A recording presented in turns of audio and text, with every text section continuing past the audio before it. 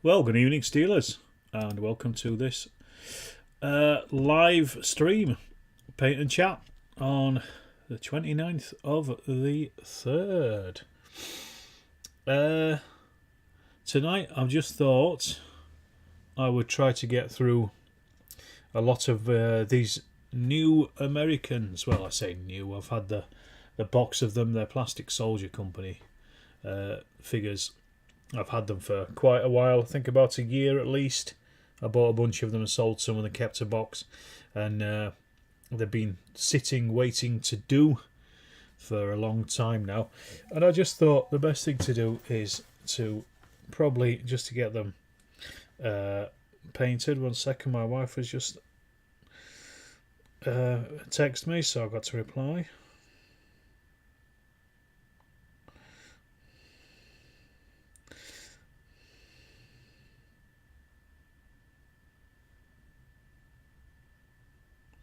And straight away, great stuff for a live stream, that, isn't it? Evening, everybody.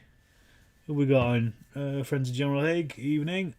Evening, Thomas. Evening, Carl. Evening, Richard. Good to have you all here. So, yeah, basically, first up, evening, Steve. So, I've prepped them. Like I said, basically these been sat around for ages, and there's something like I think about 144 figures in total in the box. I'd already done a few combat patrols, and I've managed to eke out an entire battalion from the box with a few figures left over. So evening battle mat. So let's see what we got. 1, 2.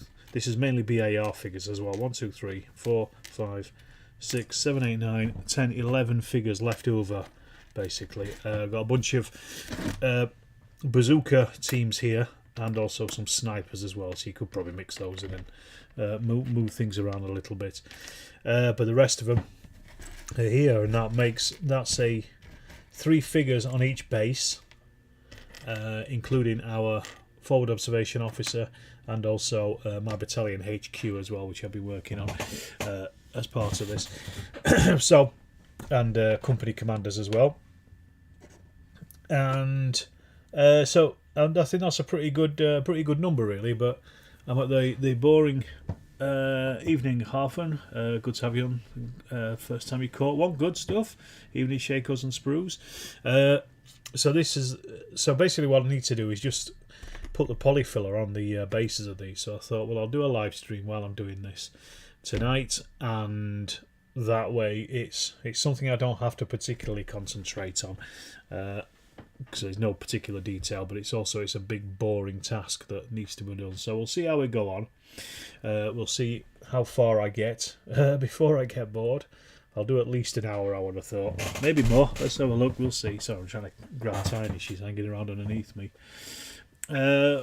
What is Thomas doing? Working on finishing your first section of BF. Second section primed and base coated. Good stuff. Finishing drinks cabinet from Sabotage and the shabby trick. The chain of command. Good stuff. What's everybody else up to tonight? What else are you painting? If you are watching and enjoying it, do hit that like button, of course. It's always appreciated. So tonight, really, what you will see is just my technique for putting these things together. Let me just show you the box because I've got it over here. So this is the box of them. I don't know if this is the older version of the box or a new one. These are quite slim figures compared to some of the newer or the other Plastic Soldiers Company stuff I've got. So I'm not entirely sure how old this one is compared to the more modern. Evening, Yorkshire Dragoon. Good to have you on board. I don't know if anybody saw. I'm going to tell you here now. I got a load of dice trays through the post. Storm of Steel dice trays.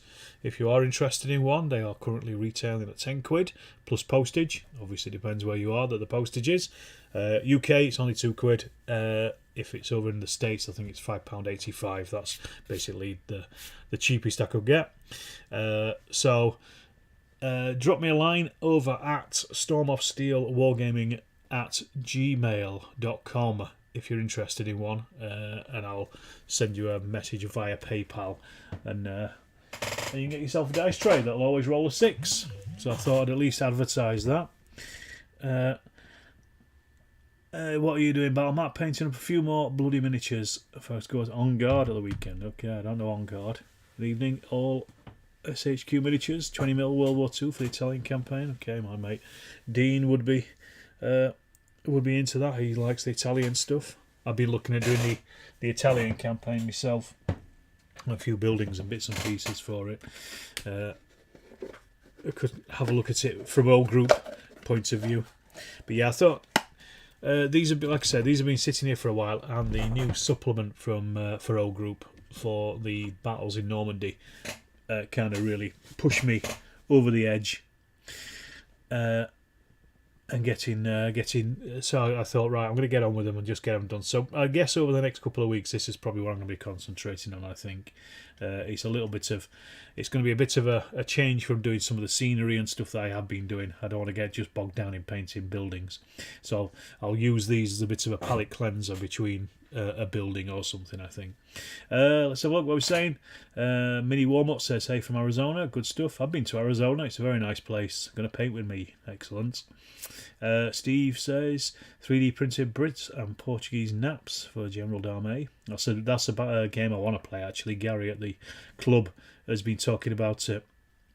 The Pearl and Dean. It's going to be sponsored by somebody, Yorkshire Dragoon. And you're priming up Blood Plunder miniatures tonight while the jungle's still dry from the PVA dousing. Yeah, it'll take a while for the PVA to dry, won't it? That's always the problem with making jungle scenery. It just takes such a long time for everything to dry. Filing and chipping Polish Cossack cavalry, 17th century and 28mm. Your least favourite activity? Well, if you do it while we're talking here, at least you've got a bit of company, because this is one of my least favourite bits, is doing the bases as well. So I thought I may as well just try and get it done. Taking 3D printed modern Russians off their supports tonight. Good stuff. So a good mix of what is going on over there. Let me shift this around so you can actually see what I'm doing. So the way I do this is just by using polyfiller with a flat-headed screwdriver and then just filling into the edges of the base. I say it's quite an easy job. You don't have to really think too much about it. It's just a long-winded job, and I know there are pastes and stuff you can get that are different colours, but I don't mind repainting this. I find this stuff a little bit stronger than most of the pastes, the basing pastes, and also this covers right up to the base of the figure as well, which sometimes those pastes don't do unless you do it really, really thick, and then it's very, very expensive. Tales from Shed HQ, evening, good evening to you. Thanks for joining us. And what game? Hog. Oh yeah, for the Russians, the modern Russians. Yeah, what are you playing? So we had a great game of O Group at the weekend. Myself and Dean, my pal, he came over. It's the first time he played, but he picked it up really quickly. I mean, he's read the rules anyway, but it took about an hour and a half of introduction this evening. Paul, good to have you on board. You were in York today, I saw. Lovely place. I've not been for ages. And he's not played it before, so so it took about an hour and a half really just to do like introductory stuff. You know what things you can do and how you set up and stuff like that. And I think the next game we play, because he now knows it, it's just going to be very quick. The actual setup is pretty quick once you know the game. And by the end of it, we were absolutely rattling through it. I think we started about 1 o'clock and we finished 5, I think. So we had a 4-hour game. But as I say, a good hour and a half of that was walking through the rules and also just talking about and also we had a couple of breaks as well, obviously in between that, cups of tea and stuff, and but like I said, the last few moves it was just literally slapping down your orders, doing your orders and moving on, so it was great. Battle Force, moving on to Force on Force. Okay, making movement trays for Hail Caesar. Some of the guys down at the club play Force on Force, but I've never played it. I've seen it played. I've seen it at various shows and conventions and things as well. But I'm not Moderns doesn't really float my boat, as I'm sure regular viewers of the channel know. Most of my military history interest kind of drops off about 1945, about May of 1945. No, actually, let's say August of 1945. Kind of ends there, really. For gaming in particular, anyway. No painting tonight. Too many fine ales to consider. But painting a straight line, good for you. I don't even know what York looks like these days. It's been such a long time since I've been. I'm sure I could probably still walk around it blindfolded, though. I did live there for a long time, and it was a great place.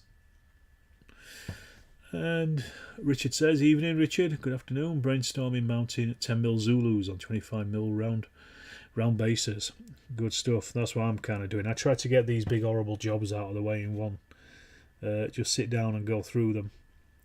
It took a couple of hours just to get these to this point, because some of these figures you have to make them. They only come in two parts. It's only like arms and weapons and stuff, and they stick on easy.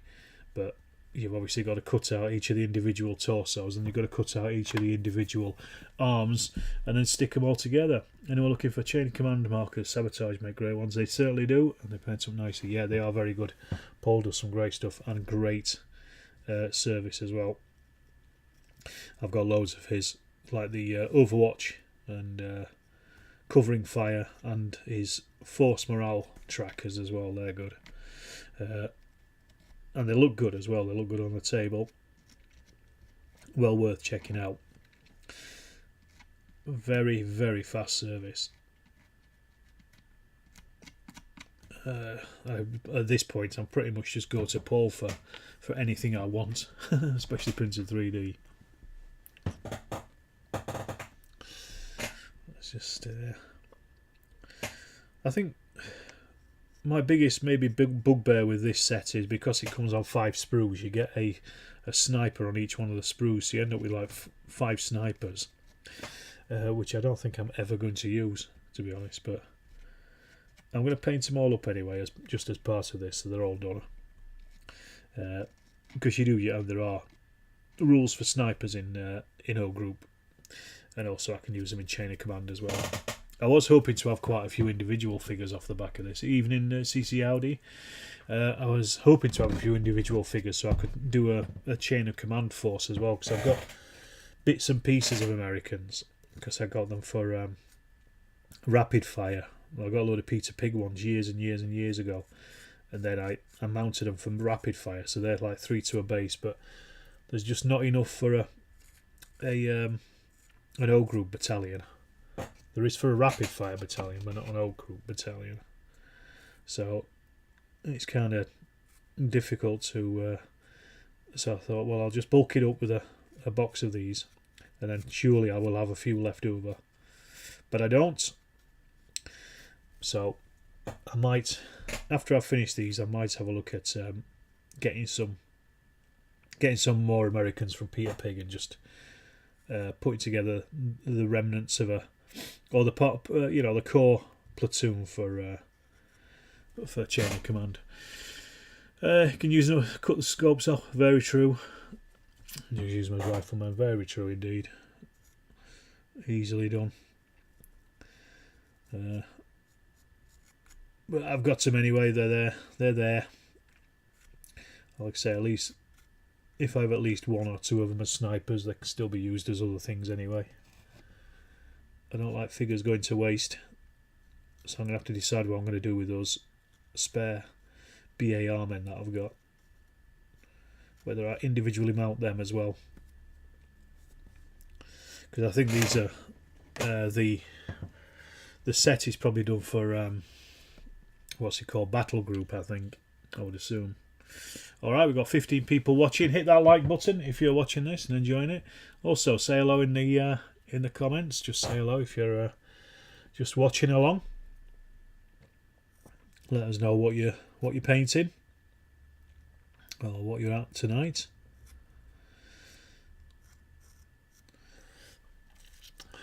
Anybody got any gaming plans for this coming weekend? I am playing O Group down at the club with Paul, actually. That'll be Thursday night. He's only played it once, and I've only ever played it against one person once as well. So, and that was Sunday. So that's going to be interesting to see how that turns out. I've not decided what the which scenario we're going to go for yet. I might do a Malaya one, just because it's easier to take all my jungle stuff down, and also it means I get to use all my jungle stuff. Evening, Redgeworth. Good to have you on board. Because I finished off loads of jungle before, I might do one of the rapid fire scenarios like the Battle of Slim River or something. Get some Japanese tanks in there. That might be worthwhile doing, mightn't it? Charles Latora says almost afternoon. SoCal says hi back. It's evening here, 7:30. Well, 7:45 should I say. On a pretty cold spring day, after what has been a beautiful last 2 days, and then today has just been crap. Overcast and cold. I even had the heating on. Tiny's sitting over there staring on me. Come on, Tiny. Come here. Come and say hello. No, she's not bothered. She's got more interesting things to do. You'll be playing Bag the Hun at the club tomorrow. Excellent. Good stuff. Any particular Bag the Hun theatre or aircraft? I want to get more aircraft for Bag the Hun. That's I've only got a few. You've obviously seen my Algernon Pulls It Off collection. That's pretty big at the moment. Just reset your table for another game of Germans v British Paras this weekend. Cherry Command, good stuff. I've got some British Paras which have yet to get on the table. I painted them for the recent Wargame Soldiers and Strategy article that Nick Skinner did for the ambush at Arnhem. And it was I painted everything up. I just haven't got around to playing it yet, but I'm going to, and there will be a battle report coming for that at some point. You're avoiding basing the 50 stands of Romans and Gauls each. These are 80mm wide bases with 30 the average. We may play Snappy Nappy on Sunday. Yeah. I know the name Snappy Nappy, but I've never played it. It's quite a well spoken of set, I think.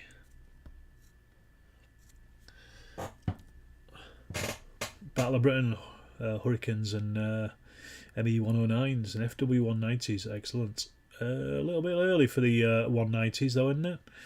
Battle of Britain. Evening, Lazy Pirates. Good to have you on board. When was the F90 came out? About 42, wasn't it? I'll have to check my dates on that. But I'm sure they were patrolling over the channel at some point. And it's only a game. If you want to put Fokker Wolves on the table, you put Fokker Wolves on the table. I got some, but I'd got them for the Eastern Front. So I got a load of LAS and lags and MiGs and stuff. And a couple of Stormovics as well. You can't have the Eastern Front without any Stormovics, can you? Might try and do some solo gaming. Good stuff this week with the World War I figures are completed. Wanted to try to get to a club night, but work's just too busy at the moment. That's a shame. That's the Sheffield one, isn't it, Shakos? You want to come down there? Maybe, but they have the models. Yeah, exactly. That's it. Just put them on. Nobody's going to go and play them. And if they do, just say it's later. Based and primed, my Prussian officers 28mm got to continue making your pond and lake. Only in Wargaming would we be making lakes and ponds. Such a strange hobby. And just weird to see what everybody else is doing.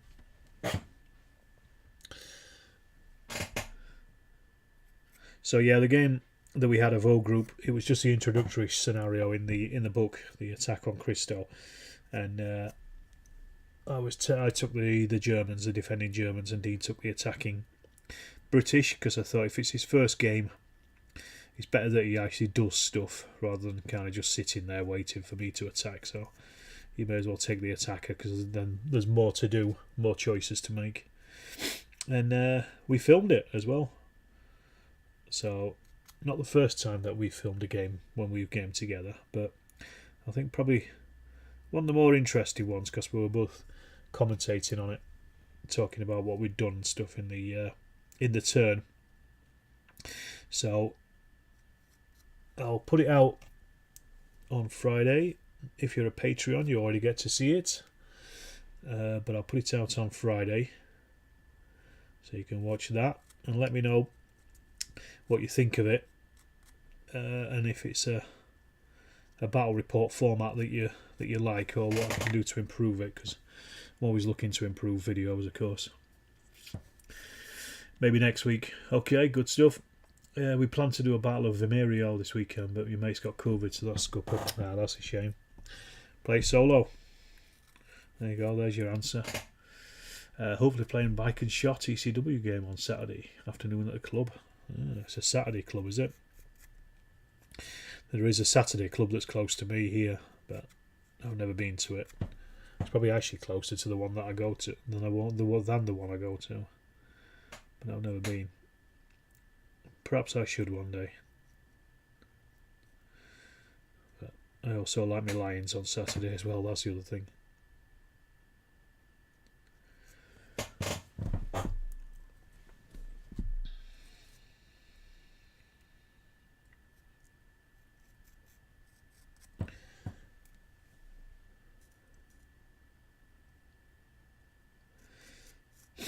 So like I said, this is quite a boring job, but it has to be done.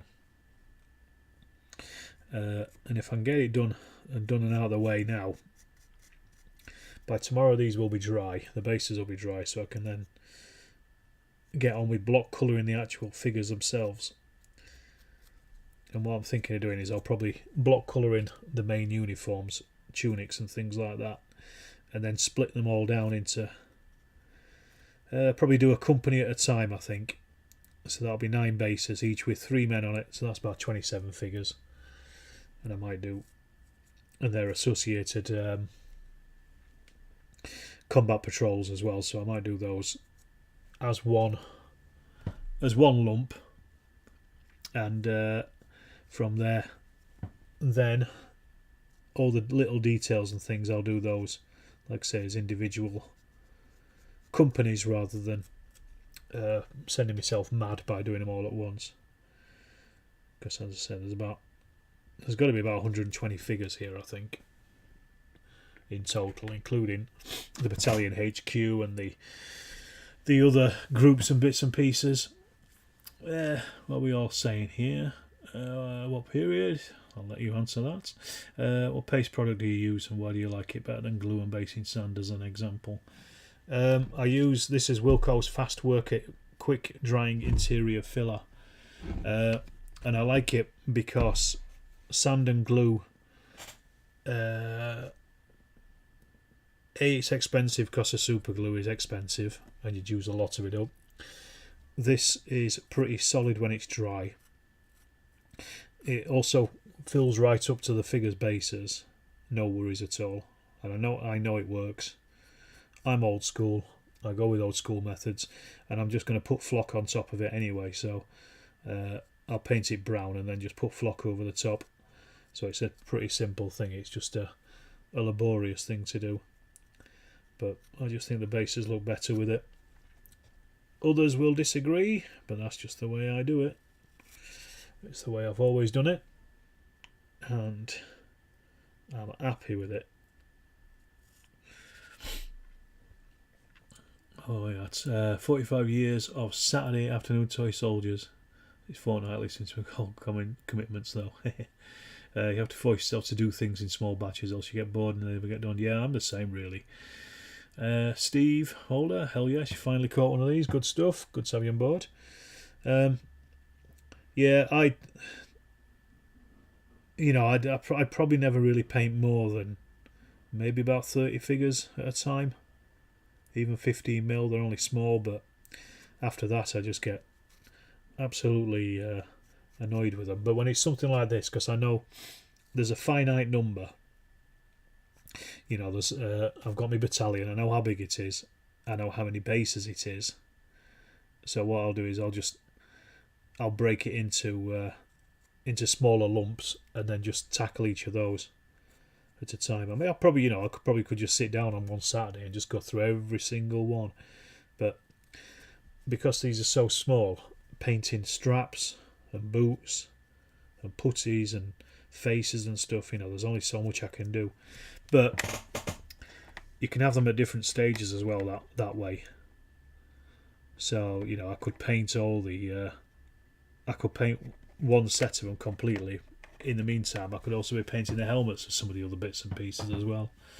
It's weird, the smaller the batch, the more I put it off. Just find a crack on with a big batch.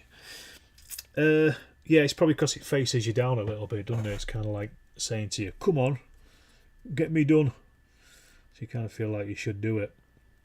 Whereas, small batch, you just think, oh, I can do that later.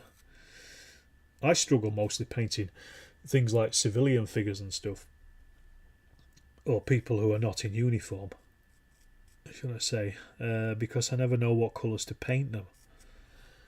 Uniforms are a lot easier because it's the same thing, and you kind of get a bit of muscle memory as well after a while, because you're painting the same kind of things on them. You're painting boots, you're painting straps, you're painting helmets, so you just do them in stages, and you kind of remember quickly how to do it. Whereas painting a civilian, I tend to paint them all different colours, so you've got to change colours every time you paint somebody's trousers or every time you paint somebody's shirt. It's probably why I don't really like anything that isn't really a uniform period as well. For the same reason. I mean, they look great, but painting loads of different colours on things does my head in. Or painting each one individually coloured. So I was saying, finishing them off all at once is a good feeling. Yes, that is true. That's very true as well. It's nice to be able to blast through and just get them all out. Evening walkabout games. Good to have you on board. You have to do small amounts, a unit at a time generally. Maximum I'll probably do is 20 at a time. Yeah, that's about the same with me in 10mm. Mind you, I don't get as much time as you like. Yeah, I'd spend about an hour of painting. I find breaks quite a lot of at the back of a lot of projects like this tonight. What have we been at? We're half an hour so far, and I've nearly finished one company and basing up. So like I say, I might not get them all done tonight, but I will work through them, and I'll probably do some more tomorrow at some point, because I'm having a chat with Gareth from Twitter about Through the Mud and the Blood tomorrow night, because he wants to learn how to play it. And he wanted to put on a live a streamed game, but I just don't have the time, so I said I'd walk him through the rules instead and just have a chat about them. But yeah, anyway, 21 people watching, 14 likes. Turn that around. Hit that like button. And say hello in the chat as well. Just drop a message in. Tell me what you're painting. Ask a question. Any question.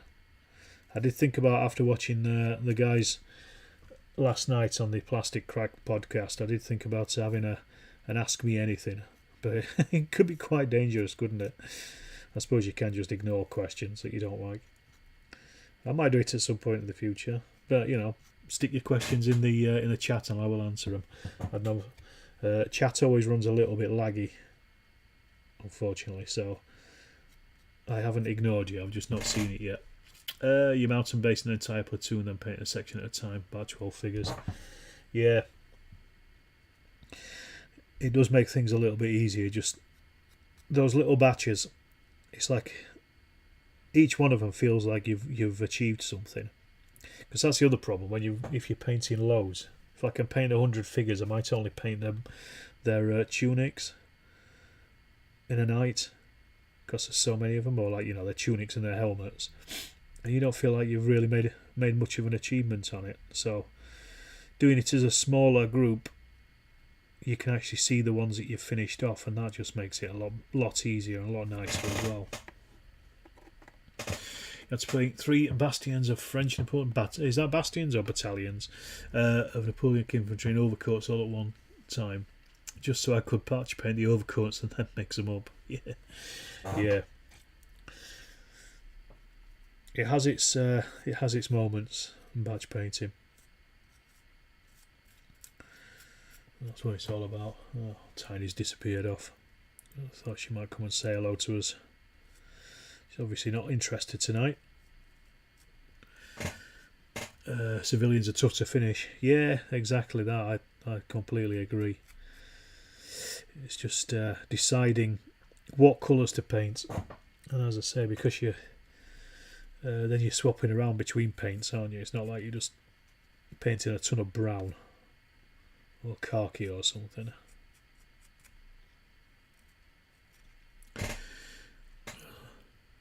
Yeah, battalions. I did figure. Rich.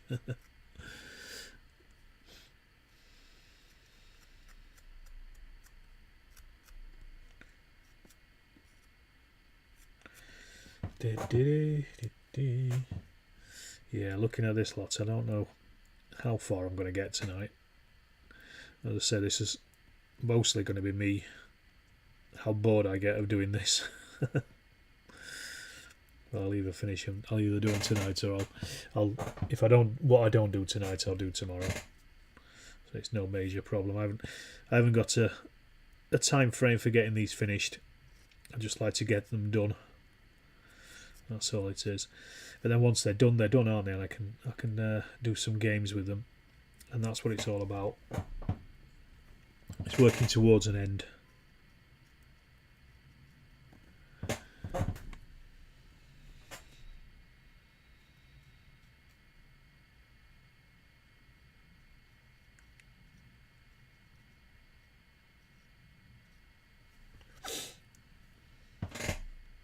Who else is out there tonight? Steve, question: do you have any other interests, hobbies besides wargaming? Listen to a lot of music, I guess. I suppose, to be honest, I don't do that so much. I used to play guitar. I don't really play it anymore.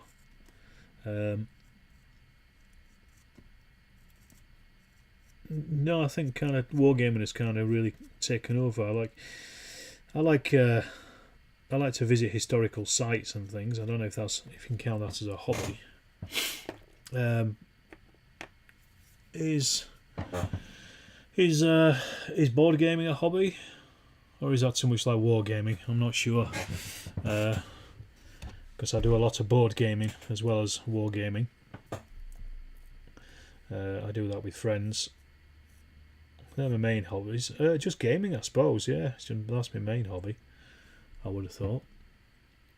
What's on the table tonight? Apologies if I missed something obvious. No, you haven't missed anything obvious. It's a battalion of Americans in 15mm plastic Americans for O Group. That's what I'm doing at the moment, and I'm just basing them. It's a nice deal. I talked about this at the start of the chat, so if you weren't there, you won't have heard it. But yeah, I'm just prepping them really ready for painting. This polyfiller, I'll leave it overnight to dry, and then I'll start block colouring some of them tomorrow. So I'm just at the prep stage at this point. What other hobbies do other people have in the chat? Tell us that. You're painting some Dixon miniature samurai ninjas for a mate. Kings of War, Kingdoms of Men army, and some dwarves from yourself. Interesting. Interesting mix going on there. Nothing wrong with that. It is always interesting just to see what everybody else is at and what everybody else is up to. I guess generally whenever you tune into these, you can guarantee it's probably going to be Second World War. for me anyway. Has anybody else played O Group yet? Or am I alone? And if you did, what do you think of it?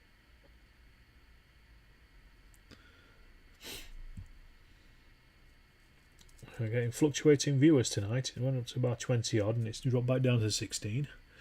Off-roading and backpacking. Yeah, interesting. Yeah, my wife takes me out for walks all the time.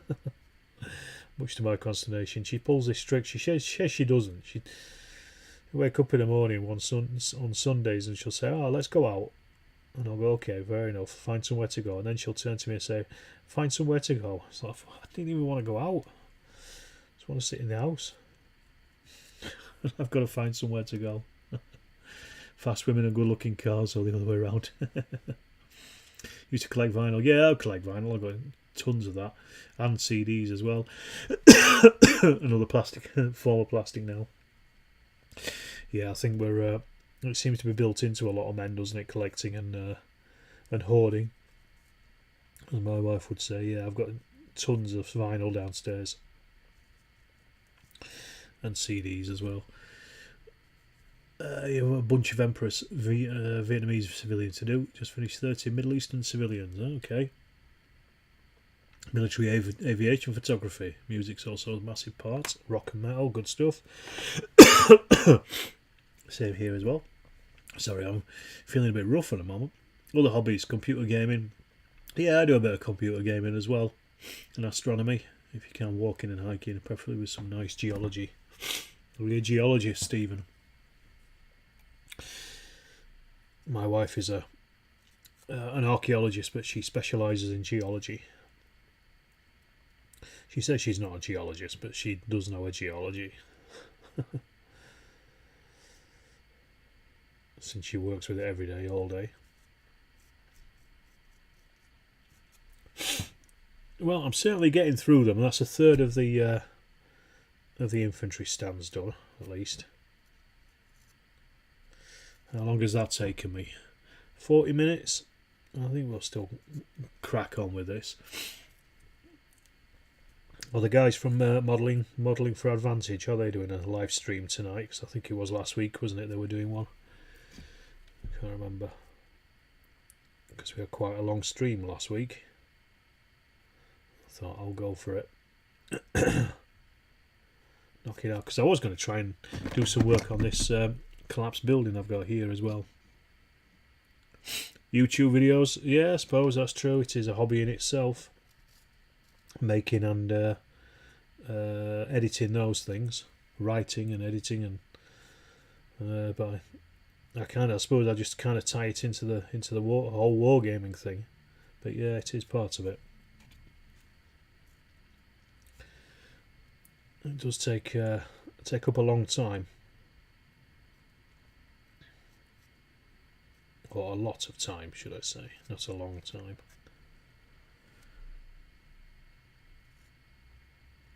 I do like, I've been playing a lot of Hearts of Iron 4 recently, again. It's a game I keep going back to. It's good fun. I like the old one, Hearts of Iron. I think it was 2 or 3, I can't remember which one it was. But it used to have. But 4 is far superior. Great game.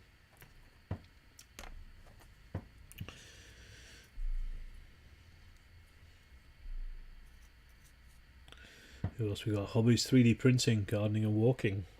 Oh, I hate gardening. I had to do some today because the weeds were coming up.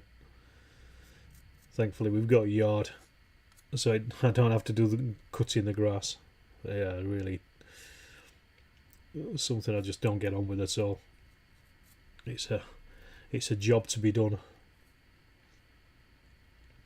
I should change my outlook on it really and enjoy it. Put the radio on. Hearts of Iron is great fun, yeah, it is. It's a right laugh.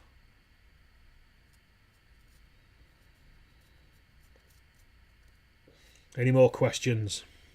Throw them at me. Now's your chance.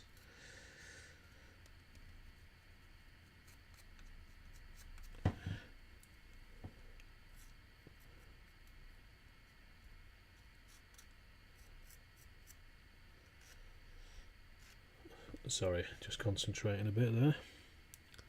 They're getting this stuff everywhere. God, there's 19 of you watching. There must be a good few out there that are lurking. Just say hello. Just say hello in the chat. It's always good to know who's out and about on a Saturday night, on a Tuesday night, on a Tuesday night stream.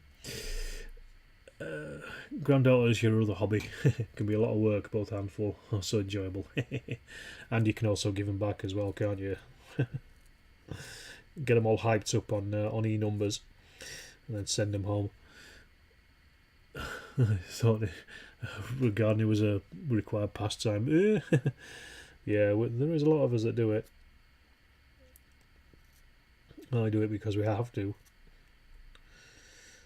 Like I say, I'm glad we've got a paved yard rather than a grass garden now, because I used to have to cut the grass and I hated that. Shoving the old lawnmower about. Big, heavy, horrible things. This stuff doesn't take too long to dry, but I like it to be nice and solid, so that's why I'll leave it overnight rather than going at it soon enough. But I've got the battalion HQ done. I've got the foos, the spotters. I've got the company commanders done, all 3 of those.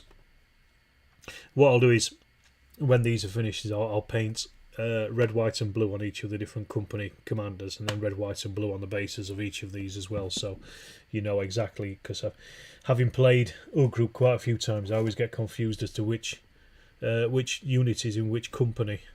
So if I just paint the bases red, white and blue, nice and easy, just tip it over, oh yeah, that's red, they're in the right place.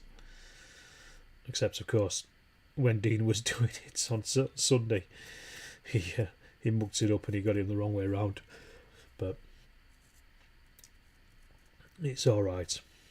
We worked it out at the end, and that's the main thing. What time is it? 8:15.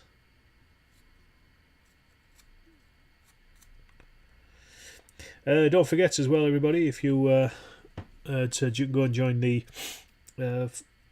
Storm of Steel Facebook page group. It's a closed group.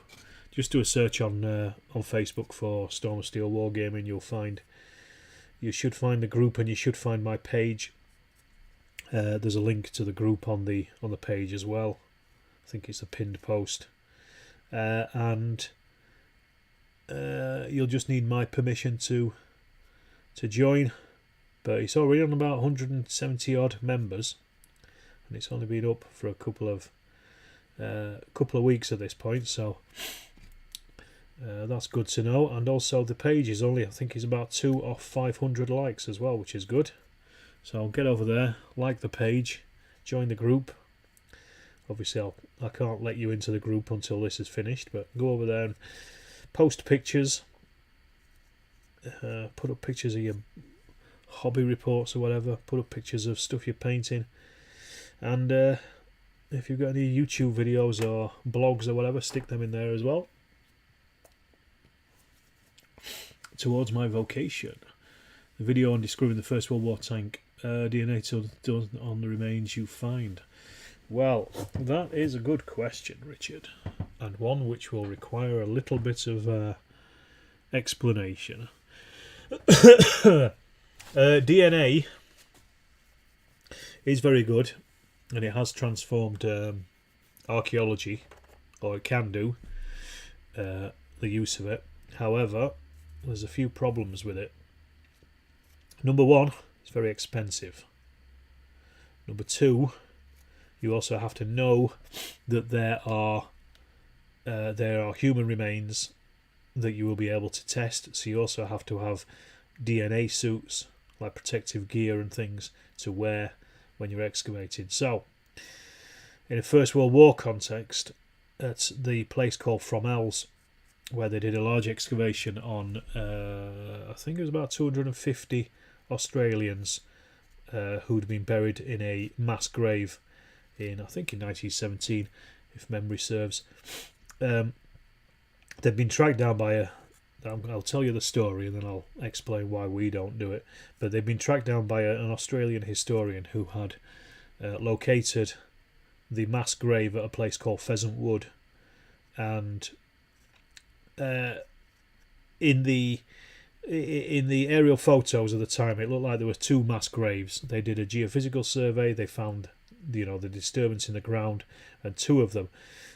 And they had a pretty good idea as to who these Australians were, and what units they were from, and even their names. So they'd done quite a lot of, because I think the Australian records for their First World War are very good. So they were able to kind of track down, everybody's names from the archives, and so they basically went in knowing that they were going to be excavating and recovering human remains from the First World War from known units, or at least the good chance they were going to be from a known unit. And where they were, turns out that one of the mass graves was empty. There was nothing in it, but the other one had, I think, about 250 bodies in it, soldiers in it, and because they knew about this, they were all set up in their DNA suits. They had an on-site DNA collecting station where they were able to process all the bodies as they basically came out of the ground to extract DNA with as little as possible contamination from modern DNA into the samples. So they were able to get them, because anything can contaminate DNA samples. That's the problem, from anybody touching them and stuff. So they were all treated with scientific methods, to extract the DNA. So they were able to get good sampling of it. On top of that, because they knew who these soldiers were, at least by name, they were also able then to trace modern families. So they, in Australia generally, they then approached those modern families and they asked them for DNA samples. So they had the DNA sample from the body, and then they also had the DNA sample from the modern family. So they were able to match the DNA from the modern family to the over to the soldiers' samples. So it's a relatively simple process. Not everybody wanted to give their DNA for whatever reason. They were approached, but some of them just weren't interested. Some of them didn't want to do it for whatever reasons. So they didn't get 250 sets of DNA, but they got a good part of it. I think it was about 70%. And obviously some people had died. Families had just hadn't continued, so there were no living relatives, that kind of stuff. So some of that there was a few gaps in the DNA itself, the modern DNA. But the soldiers that they had this DNA from, and the modern relatives that they had the DNA from, they were able to match the two together. So they were then able to name those soldiers, and when they were buried, they were given headstones with their names on, because they knew exactly who was who. So that was a project that was based around DNA. Now, when we go out to, say, France, so when we go to Bullecourt, we half expect to find human remains, but we don't always find human remains. We only half expect to find them because we're working on First World War battlefield sites, and there are a lot of human remains kicking about, because a lot of them just were left, obviously. So, for example, the 3 Germans that we found at Bullecourt, we just stumbled across them because we were looking for tank. We weren't looking for bodies, and then we found some bodies. But then, obviously, when we find the bodies, we have to deal with them, and we have to, morally, we have to sort out we just have to do our best for them from a scientific excavation point of view. So we have we do that. We recover as much as we can, and then we try to recover as much identifying material from them as well. So that would be like any badges that they might be wearing, any kind of unit identifiers that they might be wearing, like the British have the brass unit badge on their shoulders, so if they've got a tunic on, we can at least get a unit. And the Germans, sometimes they have different bits and pieces, and anything else as well, personal stuff that they might have, like in the past we've identified one guy just from his bank book, we've identified another guy from his dog tag that he scratched his name into. So there's ways and means sometimes, but because we don't have the money to do any DNA testing, we don't take DNA from them because it's incredibly expensive.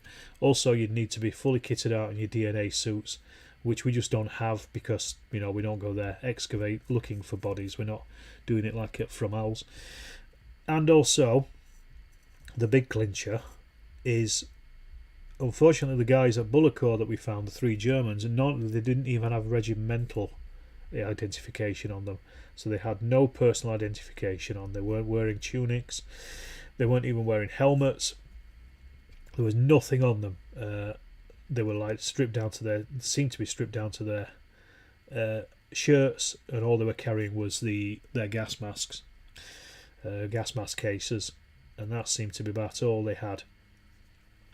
So getting any kind of identification for that, and then actually getting DNA to match against that from a modern population would be virtually impossible, because you literally have to DNA test everybody in Germany, get their samples, and then match the DNA from the soldiers to the sample of the 80 million people that you've just taken DNA from, just to get a potential of a match, which might not even help, might not even work anyway, because the family could have died out, or they could have quite easily disappeared or anything. So I'll just turn the camera around.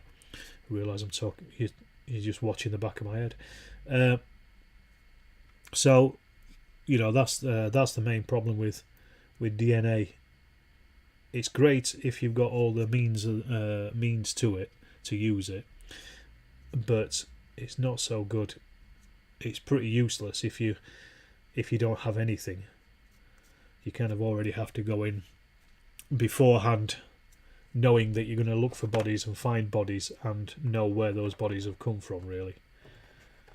So as a team, we don't go looking for human remains, but as I say, soon if we do find them, we treat them with the utmost respect that they deserve, as we do anyway in archaeology.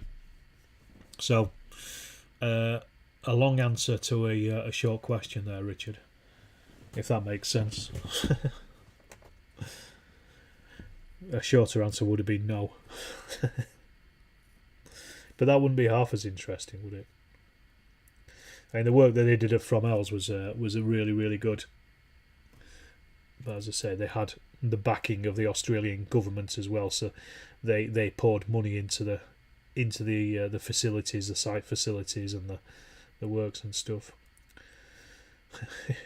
It'd have been something if they built all the compound and everything, but then there'd be no bodies in either of the two mass graves, or the 2 graves that they'd just been dug but never actually filled.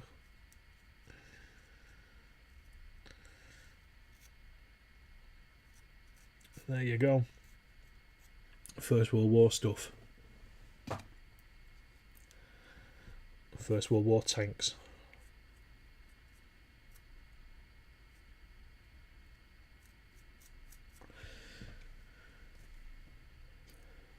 Do you know what? I think I might just push through, and just get these done tonight. I've got one company left to do after this one, so that'll be 9 bases, and then I've got the 6 combat patrols to do. I've also got those bazooka teams. I'm not so fussed about those, because I can just put those to one side anyway and finish those off tomorrow, whilst I start painting everything else. So I might just get through and get the main bulk done. let's see. Let's give it another half hour or so at least. That's I think that's a reasonable ask, isn't it? Since it's early now, still early-ish. Unless there's anybody else doing a live stream later on, let me know if there is. I don't want to clash with somebody else.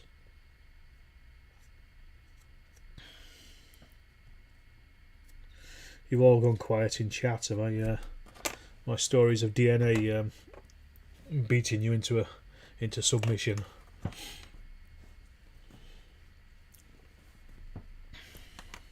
So I'll clean this off again.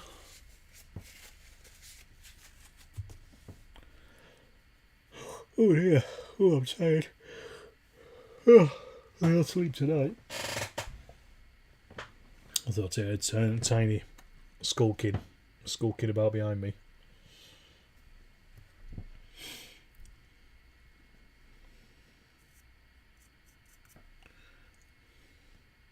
You've all gone very quiet. I'm assuming that's you're laughing there. It's almost everybody been beaten into submission by DNA. You feel like you learned something. Never played 15mm World War II. How does your group come play with Flames of War? I've never played Flames of War, so I couldn't even say. But from what I've seen, very differently. Flames of War to me looks like a very much an I go you go kind of thing. And I've read the rules, and it looks a wee bit basic. O Group is all about it's all about orders. So you have a certain amount of orders each turn, and you can only do a certain amount of things each turn because your orders soon get eaten up, and you also have to react to the enemy and stuff like that as well. Evening, Little Legions. Steve says, what's your most interesting find? I'll come back to that in a second, Steve. You were listening and basing. Great answer. A complicated issue. Sounds like a sudden end to a burial party. Yeah, I think it was. The ones at Bullockor, for sure. Yeah, DNA is complicated. What's my best find? Well, you're going to have to, I don't know, be a bit more specific there. The First World War stuff, I think it's not so interesting is a weird answer, but I'd say the best thing I found probably was the remains of a guy called Jakob Honnes, and that was back in 2004 when we were working at SARE for the BBC, and we were doing a programme about Wilfred Owen, and I was just cleaning back an area, and I found some shoulder bones, and it turned out to be, it was our first complete skeleton apart from his head, complete skeleton, and that's the guy I was talking about, where we were able to get his name from his dog tag because he'd scraped it into the back of his dog tag, and I was the guy who found him, and I was just very proud of that. Because we ended up getting photographs of him and things and stuff, and it was like, you know, the first big set of remains that we found as well. So that was what it was really. That was probably most interesting from other archaeological worlds. Don't know, probably one of the nicest things I found. Well, I found when I worked in Iceland, I found a little spindle wall for a little loom weight that had got a woman's name scratched into it from I think it was a 13th century name. I can't remember what the name was, but she'd scratched the name into it in runes. That was lovely. That's now in a museum in Reykjavik, so you can go and visit that. And also working out at York, excavated a really nice wooden well, a Roman well. There was a wooden one, there was also a stone one as well. And the stone one was about 3 meters deep with massive blocks. That was beautiful, really nice and cleaned up. And the wooden one was lovely as well because it was wooden stakes with wattle round it. and the wattling, you could see where the axe had actually cut the wood because it had been preserved because of the water. It was beautiful. It was like it had been made yesterday, despite being about 1500 years old. That was absolutely lovely, that. Do you base your old group force so that you can use them in larger systems? Consider using these in you. Yes, Paul, I do exactly that. These will work perfectly well in I Ain't Been Shot Mum, possibly with 1 or 2 extra individual figures, which I've already got kicking about. So I'd mix up ones from like Chain of Command and old group to make I Ain't Been Shot Mum stuff. So yeah, they'll work perfectly fine. So I put these. This kind of goes back to when I was used to play Rapid Fire, and I always based 3 on a base, which I suppose is similar to Flames of War, but it actually goes all the way back to Greystone Red Steel, where they had 3 Germans to a base, 4 Soviets, and I kind of just stuck with it really. And then when we played Rapid Fire, although you would take off individual casualties in Rapid Fire, I always had them based, and then you just mark the casualties. So this is kind of like a hangover from the old school way of doing it, or my old school way of doing it anyway. And I've played, so most of my other figures are already based up in 3s like this. So I was able to play I Ain't Been Shot Mum quite happily with them like this, again just marking out casualties when they occur, taking off bases. I find it amazing how you dig something up and date it by. It's got to be real rewarding. Yeah, it can be. It's really nice. It's the human touch, I think, is the interesting part of it. When you can actually see, it's like the fingerprints in the pot, that kind of thing. It's that the little things when you realise, you think about somebody in the past just spent some time doing whatever it was that you've now found. Yeah, it's great for that. Say those the axe marks on the wooden stakes at York were really, really nice. Just because they were so clean, lovely. You can only imagine what Ion Spora's experience and motivated him to scratch his name on the back of the dog tag. Why dog tag sounds demeaning. Yeah, I don't know why they're called dog tags. They just are, aren't they? Yeah, it just seemed like he'd. It seemed to be a thing that a lot of people seem to do with their things, their items. We found a German mess tin one time, and a guy had scratched his name into that as well.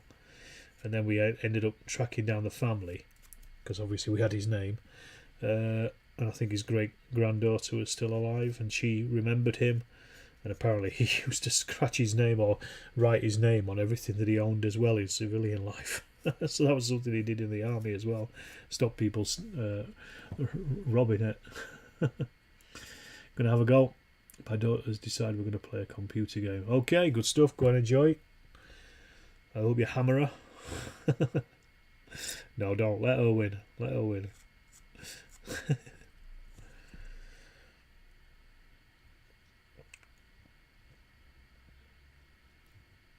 Yeah, far more interesting playing a computer game with your daughter than watching me struggle my way through these bases. I hope it's more fun.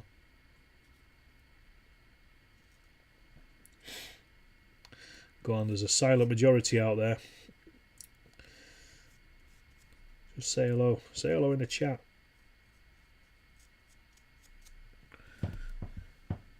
Give us a heads up that you're alive and you're out there.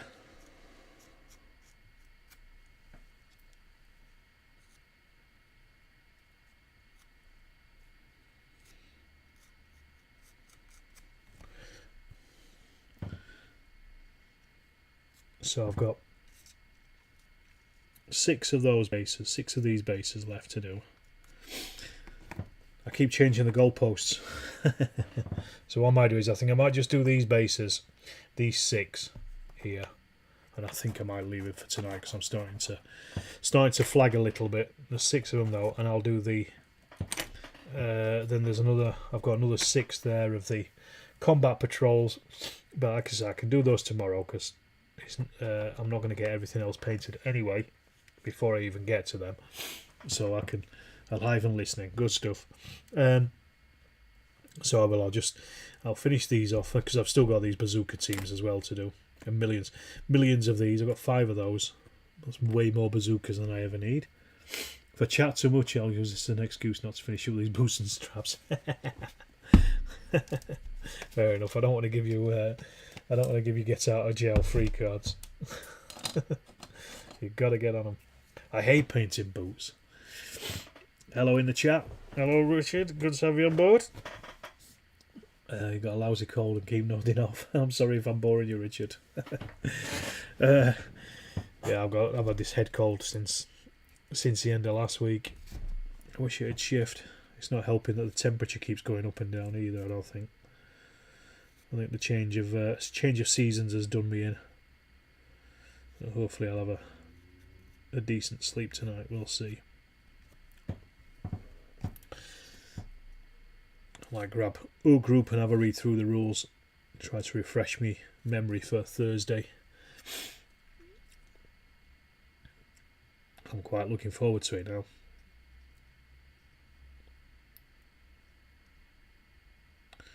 Not that I never not look forward to it.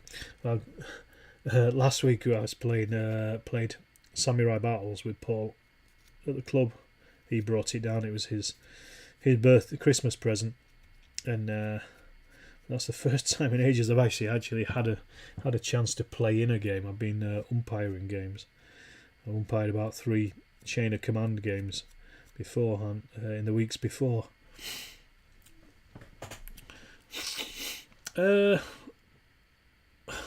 Evening, Henry Bell. Got to go. Got to get the chicken tractor ready for our meat birds. Nice one. No problem, Thomas. Thanks for joining us. It's been good. Group, would you say it's a game you have to play often to know the rules? I'm struggling to get my head around them. What are you struggling with in particular? I found it a little bit not too intuitive immediately, but yeah, the more you play it, the more I got used to it, and the more if you can get the core rules down, if you can understand the core rules. How's the crack on sign-ups going? Good. I've got 2 people playing, Andy Shaw and I can't remember the other guy, Die something I think. So there's 2 people, so it's at least I've got some Japanese against. That's a good point actually. I might do a run through of the CrackCon game this Thursday. You've decided it for me. In a similar way to Pickett's charge and General Arm, we find them very wordy. Once you grasp the rules, they're great. Yeah, I think I agree. They are quite wordy, and there's a few little bits and pieces sometimes just tucked away that you might miss. As I say, which bit are you particularly struggling with? Because I'm quite used to them now. I forget bits of it all the time, but I'm quite used to them and how the game plays. So I know it reasonably well because I've played quite a few solo games, and then having played with Dean as well, it showed me how it plays, with somebody else. So I've got a reasonable idea about it. I think it's definitely a game that I know for sure. You have to get it on the table. You've got to try it. I might at some point do a how to play video on it, a proper one. Because I've done games of it, but I've never actually done a how to play video about it. So I might make one.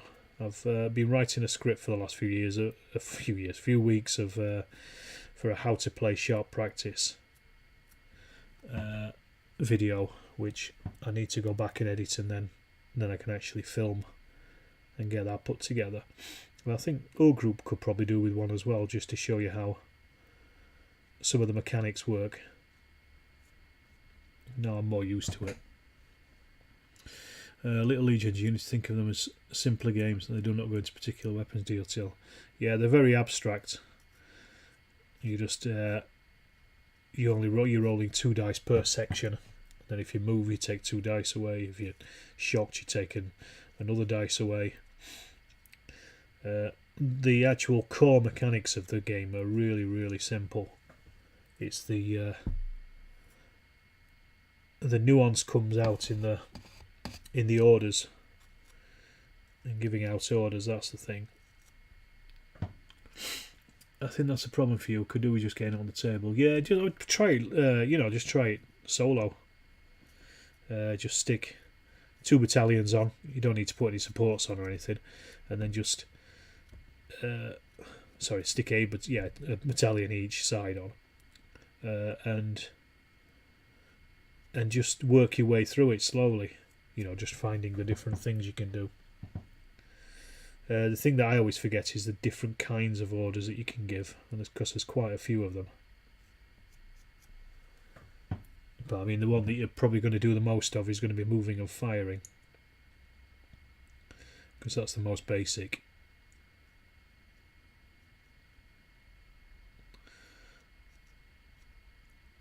Yeah, that's one of the good things about solo gaming is you can just sit down and just work out a game. You can work your way through it just by putting the figures on the table and just putting a few situations on, and then just working how the game works around those situations.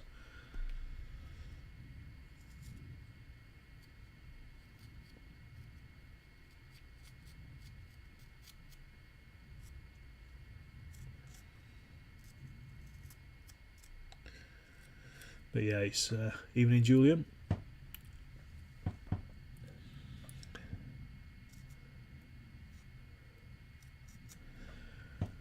Good to have you on board.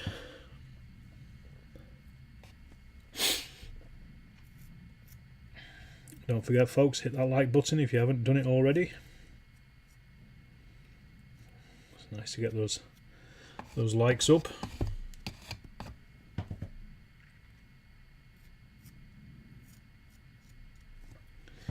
Ooh, I am nearly done here. And now I'm looking at those combat patrols and just thinking, should I do this? Yeah, I think the other... Hi, Red Steph.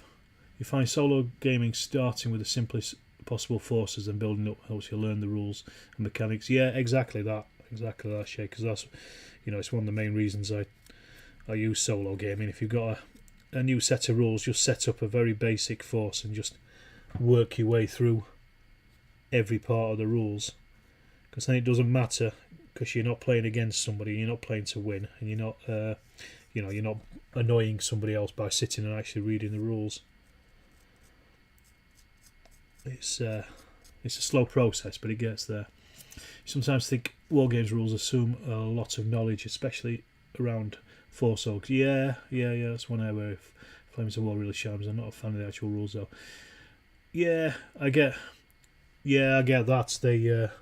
They certainly they put a lot into it just to explain what things are, and I think that I agree with you with some of the Lardy stuff for sure. I mean, the history parts of the rules are quite light, but I guess they just don't have the space to to write out the entire Second World War and all the different types of organisations.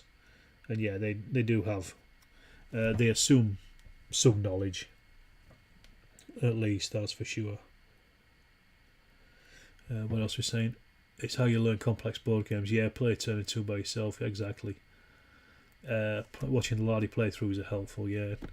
What about mine? Are mine helpful? Probably not, because I forget all the rules.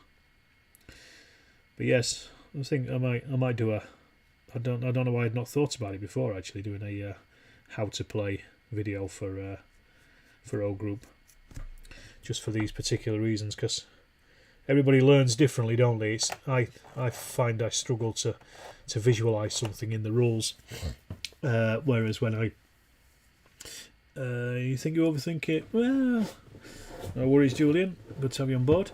No, I don't think you overthink it. I think we're all the same, really. I find I struggle when I just reading the rules. It's when I actually get it on the table physically doing the game that things start to sit. And also as well in the rules, because sometimes the way that they're laid out, things don't always make sense, or you might forget some small part that makes sense more later in the rules. But then again, when it's on the table, you can see it's in front of you. It just makes things that little bit easier. Flames of War books are great just for understanding Force Orgs, yeah. So well presented, even if the rules are not so great. Yes, yeah, exactly. That's kind of what you want. But again, you know, they've got the money to do that kind of thing, haven't they? Because obviously, you know, the history of this of organisations is going to take up a certain amount of space in your rule book, and when you've got a lot of rules to stick in there. Dave Brown, his son, done a playthrough. They have it's on Lard TV. I've done quite a few as well. I read stuff, but as I say, my I get stuff wrong all the time. They're for entertainment value only. You don't mind complexity as long as it's relevant. I wish more World War II focused on logistics. I'm the same actually, Julian. I was looking forward to Rommel, and I was hoping that was going to be more logistically minded, but it just wasn't really. It mentioned it, and then it kind of didn't really do anything with it. I was slightly disappointed by that. It's a good game, but it wasn't what I was looking for.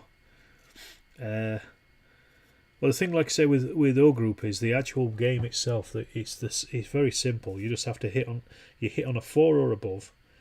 If they're in cover, you try to spot them with a dice. A spotting dice. If you roll 4 and above on a spotting dice, you've spotted them. So it's harder for them to save. It's really simple, you know, basic mechanics. But it's the orders that you give are the things that make it complex. The orders aren't complex. That'd be great, Alex. Learn loads from your Rommel playthroughs. Okay, cool. Well, I shall certainly think about that. We'll start putting something together. Gary, what do I most enjoy? O Group or Chain of Command? Dean asked me exactly the same question on Sunday. They're different, Gary, and I like them for very different reasons. I absolutely love Chain of Command. I think it's brilliant. I love all the great little bits of it, but I like the command level of O Group. That's my usual go-to. The spotting dice is a fantastic mechanism. It really is, yeah. Amateurs think tactics, professional thinks logistics, exactly. It's always great when a penny drops with rule sets, yes. Yes, it is. It is.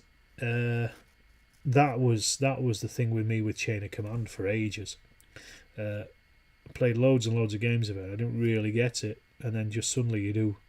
One day that light bulb goes on, and you're like, "Oh, so I can do this with this and this," and yeah, and it suddenly becomes a completely different game, and amazing as well. But I think that's for me. That's the beauty of the Too Fat Lardies rule sets. There's always a lot of nuance in there that is not easily picked up straight away. It's not noticed. And I'm at that point just now with sharp practice. I'm starting to get the nuances of using the card activations. That's kind of what my sharp practice games have been missing. Are you down the club on Thursday night, Gary? By the way. So yeah, there's. So I don't know which I would say is my favourite, Gary, O Group or Chain of Command. I'd say at the moment they're very different, and I like them for being different. I love Chain of Command. That took a while to sink into. Once we got it, turned out to be great. Yeah, exactly. A lot of people say I don't like it, and they don't like it because they played 2 games of it and they couldn't do anything, and they got frustrated by it. That's always the way. I think generally when somebody has said they don't like Chain of Command, it's because of that, because they've only played it a couple of times. That would be my take on it anyway. It's the difference between O Group and Chain of Command. O Group is battalion level, and chain of command is platoon level. So in chain of command you've probably got like about 40 figures on a table, whereas in O group you've got 100. So I'm doing these for O group at the moment. Yes, you were a bit of a bug in the house this week, so I missed Thursday. Fair enough. So this is a battalion of Americans for O group, so that's like your core force for O group. You would also then have a couple of support options, like you'll have some anti-tank sections. You might have a couple of tanks and things like that. So this gives you an idea of how many figures you have on a table of O group. Or you might have on the table, because you might not get them all on the table. If you get cut to pieces like mine did. I got artillery interdiction and I couldn't get them on the table early on. But yeah, there's some lovely little mechanics in our group like that, like artillery interdiction and things at the start. If you're a defender, you might not be able to actually deploy where you want to because you're getting cut up by the enemy artillery. Really nice. And the spotting dice as well, the shock as well is really nice and intuitive. So there's no stupid morale phase.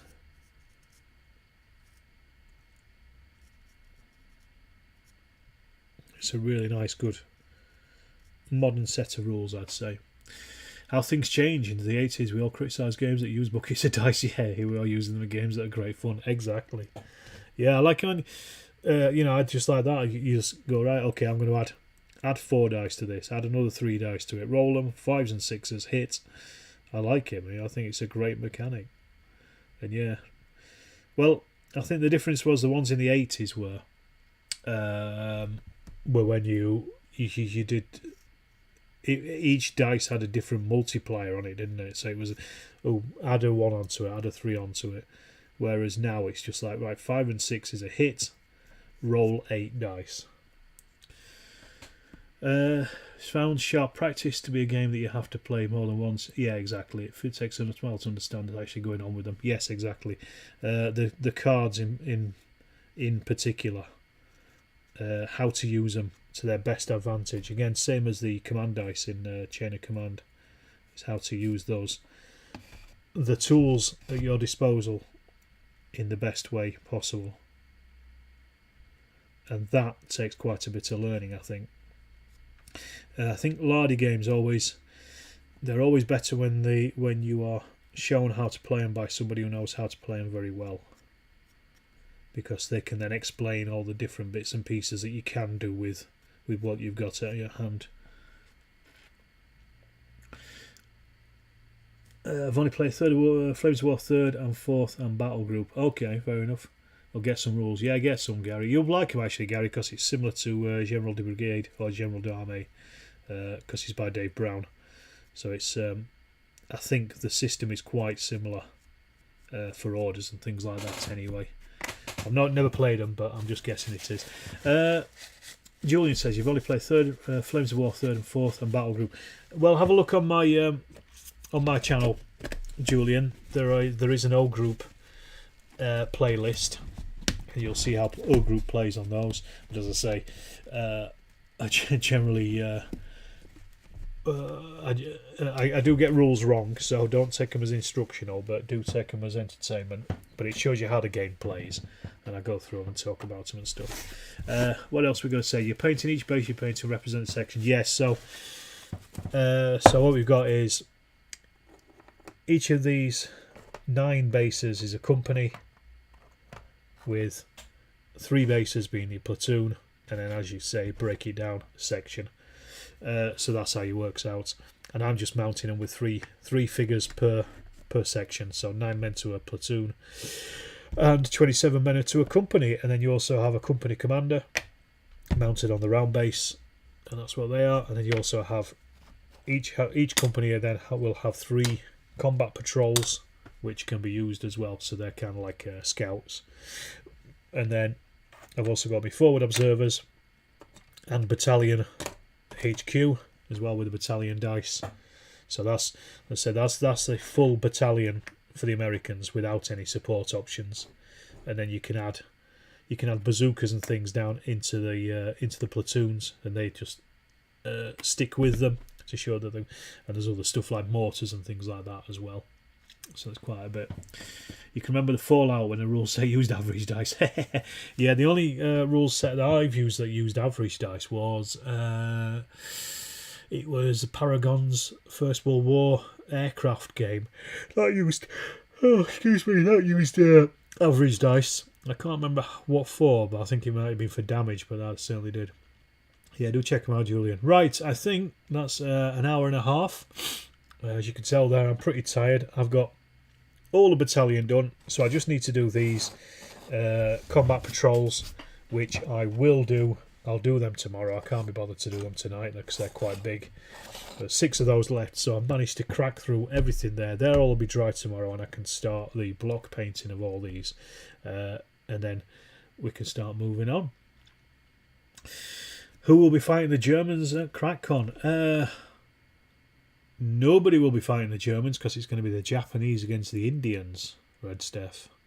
It's going to be a game set in Malaya. As I say, I've just not decided which actual battle it's going to be. So I think me and Paul will run through a game of O Group in Malaya this Thursday, and I'll decide which fight we're going to do when we do it. Might be the Battle of Slim River, it might be the Battle of Jitra. I'm not sure yet.